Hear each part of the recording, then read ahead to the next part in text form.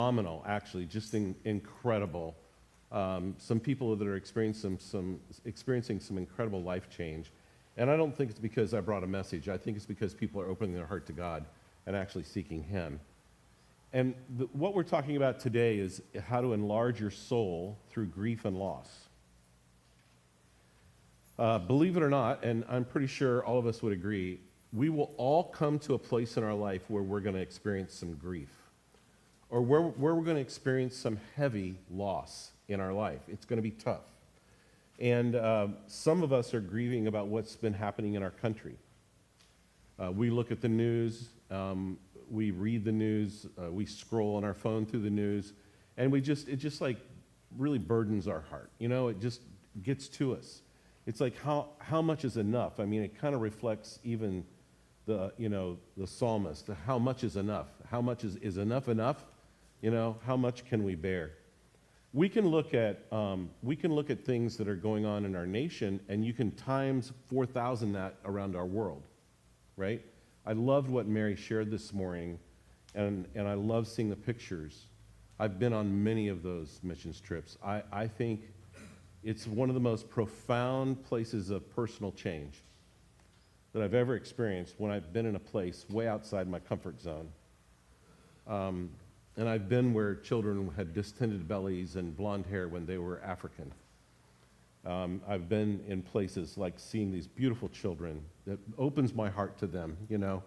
And I see them, first of all, I see them learning, and they're so eager to learn, you know. And we go to school and we go, oh, good Lord, I have to go to school today. And they're like, I'm yearning to go to school. I'd love to learn how to read, you know. And people that are really hungry. And my pantry has more food than I could eat, and I don't know, not with 3 boys at home, I'm sure. Maybe, okay, about 3 days. But anyway, a lot of food in our house, and we eat a lot. So I'm just grateful for God's hand in that, but not everybody has that. Some of us, though, grieve on a whole different level.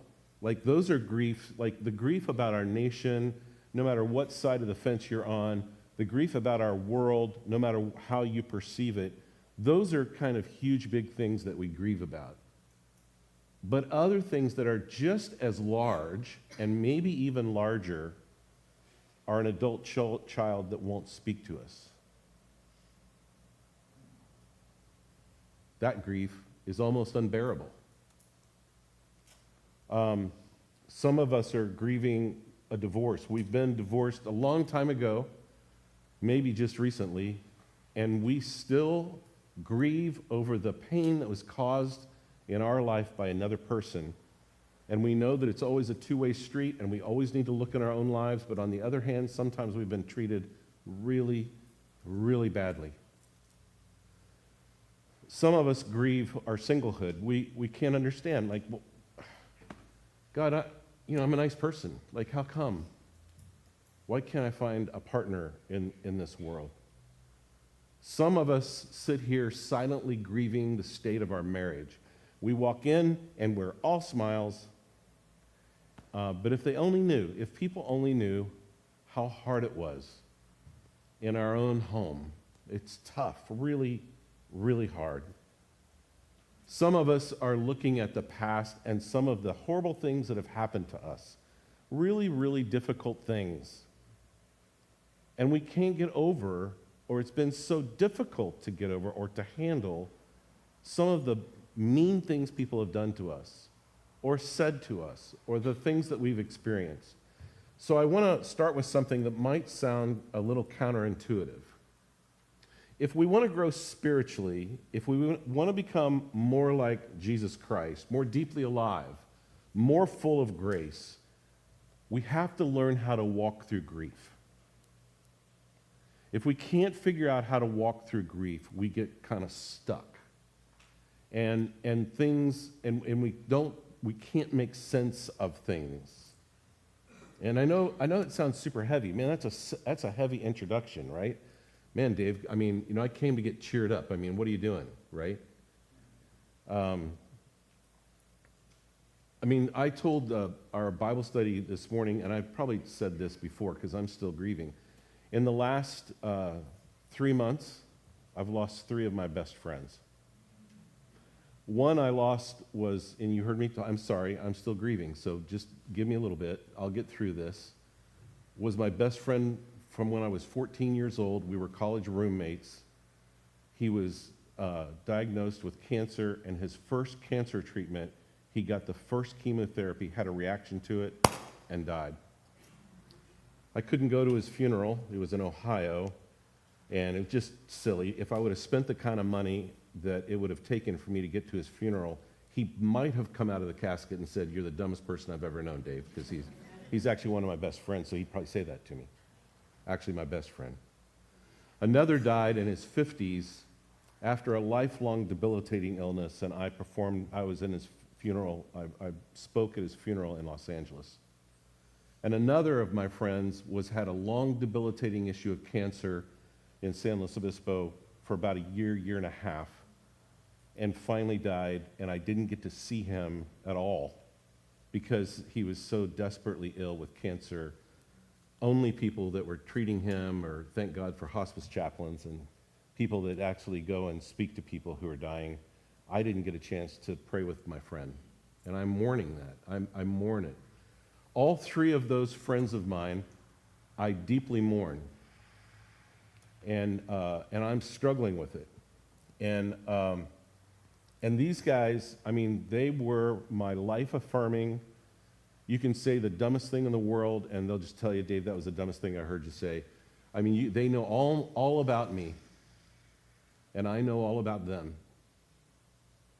And but they were deeply my friend, my deep friends. What's crazy is our church hurts too. You realize that we've lost 4 of our members since our church year started, April 1, to death. And we can think of who they are, and we mourn. We miss them. We wish they were here. We wish they were thriving. We're mourning.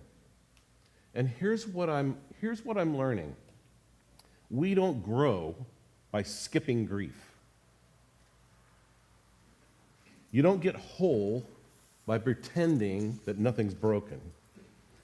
And we don't become spiritually mature by ignoring our own sadness and sorrow. Often the deepest work of God in our lives is at the place of the deepest valley in our lives, where we are cratering, where we are struggling with the loss of someone or the loss of something in our life. And so oftentimes, that is one of the greatest places, one of the dearest places where God meets us, when we are struggling at the very deepest part. Not when we're in here lifting up our hands in worship, not necessarily always when we're curled up on the floor in incredible pain, because each of us have a choice today when it comes to grief. As I speak about this, more than likely, there's a lot of images and a lot of names coming up in your mind. Some of us, it's our parents, our grandparents, our best friends, our spouse, our, different people that we've known, and we think about that. Others, we think of the incredible, hard experiences we've been in that have been defining. They've forced us to our knees. We've found ourselves literally crumpled because of the hard way it hurt us, the pain that we feel. And if we let it, grief can become, though, a refining fire. Now, let me help you understand what I mean by refining fire. I'm not just talking about a fire that just burns stuff up, like lightning hits in the Sierras and all of a sudden there's this massive forest fire and it just destroys everything in its wake. I'm talking about a refining fire that refines, let's say, a pure metal, that fires off all the dross, all the external, all the impurities, and a refining fire pulls us into this place where the Holy Spirit actually begins to refine who we are, refine and define who we really are. It actually makes us kind of real. Like we actually get to the place where we go, I'm actually more alive now than I've ever been because I'm sensing the power of God's kind of speaking to me and working in my life and bringing me to a place that I didn't think I could get to. I had to come through this refining fire to get there. It peels away the performance. It peels away the pretense. It peels away the people-pleasing. It peels away the hurried upness of our life. And in that vulnerable space, God can do something incredibly powerful inside of us. Incredibly powerful inside of us. Here's the big idea today. We cannot become whole if we're not willing to face what's broken. We can't become whole if we won't face what's really broken in our life. 1 John 3 gives us this beautiful and profound challenge. I'm going to use the Message as the text today, and here it is. My dear children, let's not just talk about love, let's practice real life. This is the only way we'll know we're living truly, living in God's reality. It's also the way to shut down debilitating self-criticism, even when there is something to it. For God is greater than our worried hearts and knows more about us than we know about ourselves. Hello? Hello? Absolutely. Absolutely. Notice that John actually connects the practicing love to knowing that we're living in God's reality. That by practicing God's love, we live within God's reality. And that's fascinating to me. You might think, well, if I practice love, that means the world gets better. But John says practicing love, real, messy, costly love, is how we begin to live truly, real before God. It's how we shut down the voice of self-condemnation. It's how we learn to live as if God actually knows us and loves us. And that kind of love, well, let me tell you, it includes grief, grieving. It includes grieving. I'm going to be willing to step out on a limb and say, you really don't know how to love well if you don't understand how to grieve well. That's part of the deal. Why do I say that? Because you can't give your heart to people and not hurt when they're gone. You go, oh, well, they're gone. So much, so sad, so bad. Too bad, so sad. They're gone. Next. That just doesn't seem like love to me. I mean, we can't walk through this life with any kind of an open soul to others and not eventually feel the sting of loss. But if we avoid grief, we also cut ourselves off from the kind of love that enlarges our soul. We become a better version of ourselves as God created us to be because we don't avoid grief. In my own grief, I've had to kind of wrestle with some truths about myself and truths about God, trying to figure this out. And I got to tell you, I'm really pretty sure when I say this. I'm not always right, but I'm pretty sure when I say this. I don't think anybody's ever taught us how to grieve. What they teach us to do is put on a happy, shiny face and say, hey, God's in control. Well, that's great, and that's true, but that seems a little simplistic to me sometimes. I mean, we're taught how to cope. I mean, cope is not learning how to grieve. I mean, we've taught how to cope. We've been taught how to push through. We've been taught how to smile at the group picture at the funeral. How to say God is good even when our souls are screaming inside, like literally screaming out of the grief that we feel over the loss that we've experienced. We've been taught to name all those things as a form of spiritual maturity. They must be mature because they can smile through their loss. They must be mature because they're handling it so well. And yet they go home and just crater in their mattress, hoping they can bury 5 inches deep into their mattress because they're so sad and they're hurting so deeply. Jesus didn't call us into that type of spiritual maturity. In fact, Jesus would say that's pretending. On a large part, that's pretending. Because when Jesus said, blessed are those who mourn, he actually meant it. I know this is crazy. You mean the things that Jesus said he actually meant? Yeah, boy. When he said, blessed are those who mourn, he meant it. It wasn't a poetic filler. This was a kingdom invitation.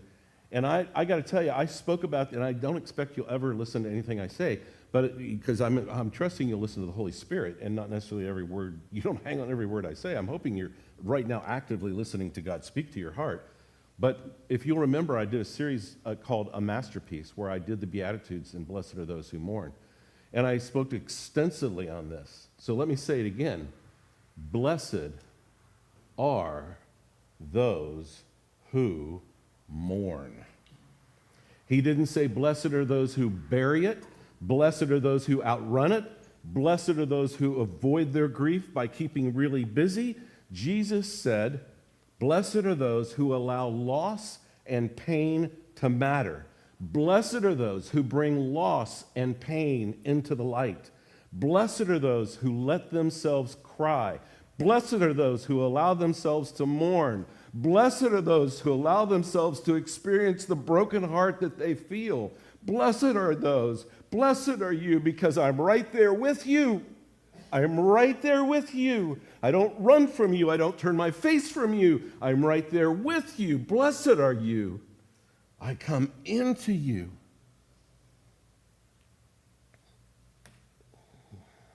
Because those that embrace the grief will be comforted.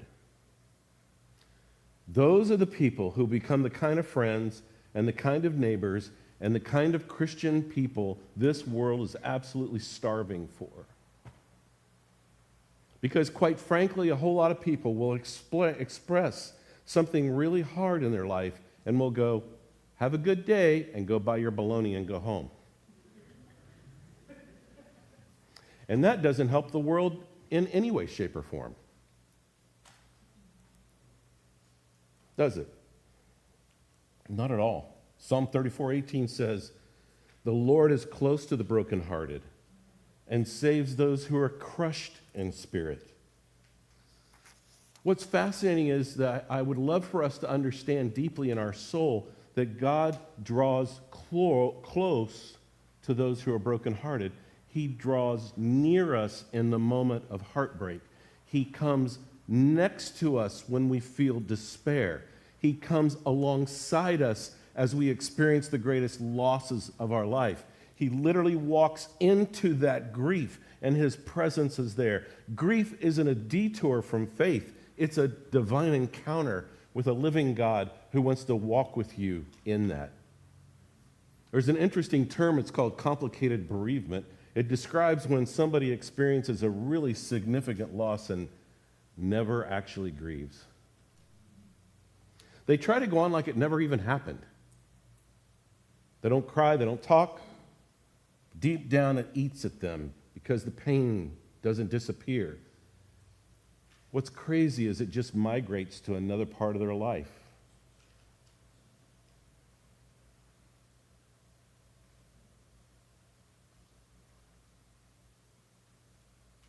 They show up for work, or they show up at church with a smile on their face. But deep down, it's eating at them. Maybe it shows up in anger. Maybe it's apathy. Maybe it's in mind-numbing behaviors like internet use and drinking and phone scrolling and just zoning out. Maybe it shows up in fatigue or withdrawal from other people or deep down anxiety. But here's the truth. Anything buried alive actually eventually surfaces, and it surfaces in a whole lot of different ways, usually unhealthy ways, in a whole lot of ways. And you may have heard this interesting phrase, time heals all wounds. Well, that's a lie. Time doesn't heal. Honest grieving heals. Honest grieving heals. And when we start to grieve honestly, we start to actually become real. We stop performing. We become more compassionate, more humble, more gentle, more who God created us to be. And that's why grief, though we never choose it, can become sacred ground. Literally sacred ground, where God walks on it with us. It is sacred ground. David in the Psalms, he's on sacred ground when he mourns his losses. And man, David had a lot of loss in his life. Read Jesus in Gethsemane. Read about his broken heart, his mourning over the cost of obedience to the Father. That's on sacred ground. He wasn't expressing unfaithfulness.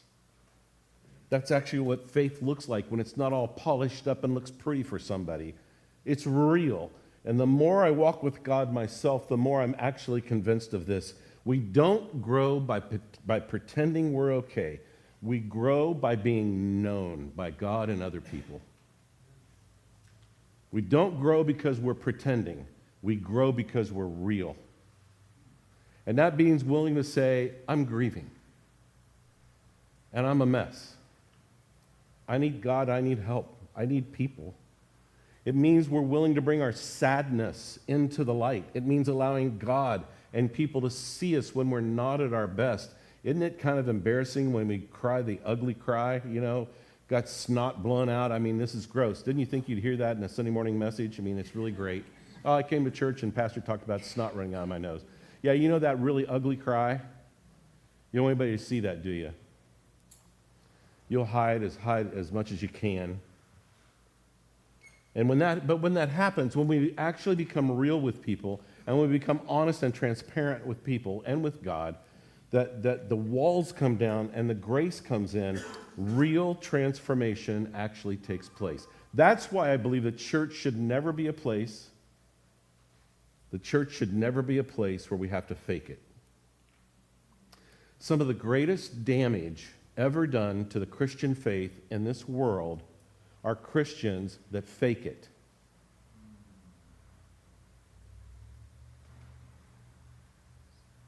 Because the truth always comes out. It should be the first place where we say, I'm not okay. I'm just not okay. I'm hurting. I need somebody to pray with me. I need Jesus with skin on. Could somebody actually care about me? It should be a safe place where we can say, I lost somebody that I loved. I'm mourning over some things that are going on in my life, the brokenness that I've got going on in my life. And you want to know what really changes people? I mean, really changes people? I hope you could hear this. Would you hear my heart? What really changes people is not sermons and clever programs and big events or even little events. Actually, events just keep us busy so we don't have to deal with the truth of who we are. Just keep us busy. What changes people is when there is a community of believers who live clearly and transparently with one another, where we can say to one another, you're allowed to be real here, and you're not going to be judged because of it. You're allowed to hurt here, and you can hurt, and we're going to walk with you through it. And it doesn't have to be resolved on a Sunday morning just by listening to Dave. I never thought that. I don't believe it. I believe that it's only God that can change our heart. And it's walking up to somebody saying, hey, you may be really busted up here and really in a bad way and hurting super, super bad in ways that you can't even explain or talk to us, and your soul aches, but I'm not going anywhere. I'm right here with you. I'm not going anywhere. I'm coming into your life, and I'm just going to walk with you. I'm going to sit with you. I'm going to cry with you. I'm going to listen to you, and I'm not going to provide solutions to you. I'm not here to fix you, just here to walk with you and love you. Isn't it amazing how many lives were changed in the stories of Jesus in Matthew, Mark, Luke, and John, where they just walked with Jesus or they were sitting around with Jesus? They weren't doing a project. They were just sitting around with Jesus.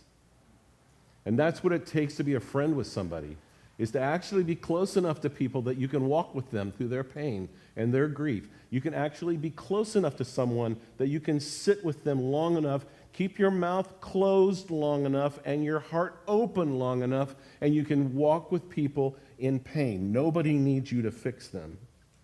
So if you're here today and you feel something really hard, a death, a divorce, a regret, a betrayal, a disappointment, real pain, I want you to know that your Christian life is not a detour from the pain. It's part of the journey.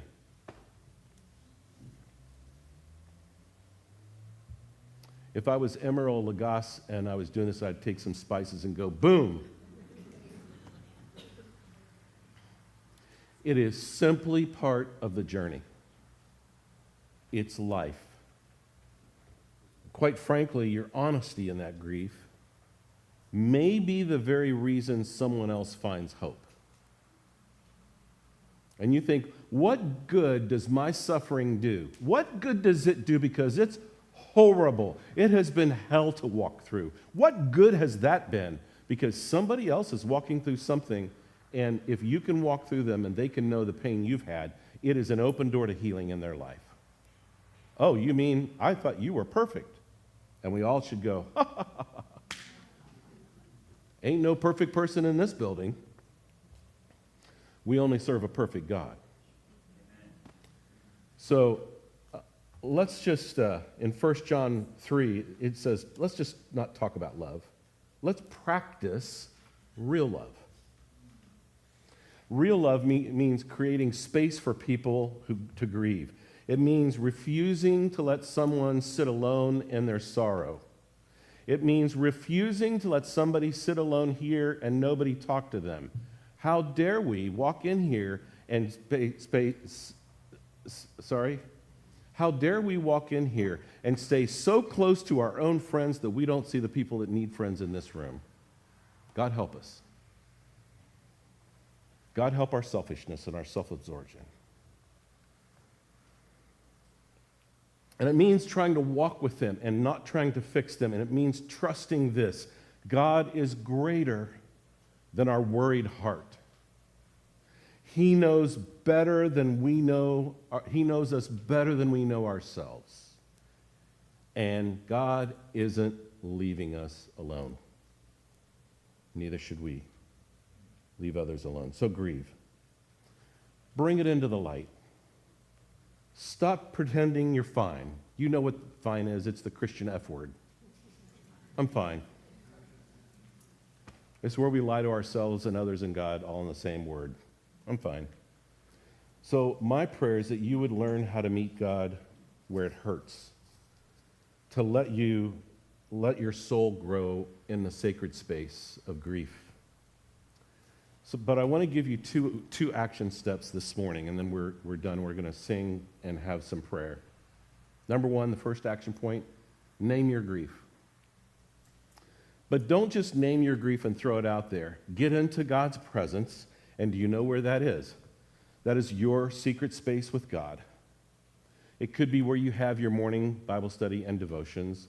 It could be where you have your evening prayer time. It could be while you're in the car driving. I mean, sometimes I hear God speak to me the most clear when I'm driving, believe it or not, because I'm trying to avoid death by some of the other drivers on the road. But it's kind of funny. Windshield time kind of is a clarifying time, especially for the male gender. I don't know if it is for the female gender, but I've heard a lot of guys say, yeah, I have a long drive. I can hear God so clearly. I actually have time to think. Turn the radio off. Turn the phone off and just listen. In that moment, in that sacred space with God, and by the way, if you don't have those sacred spaces in your God, that's why you're a spiritual pygmy.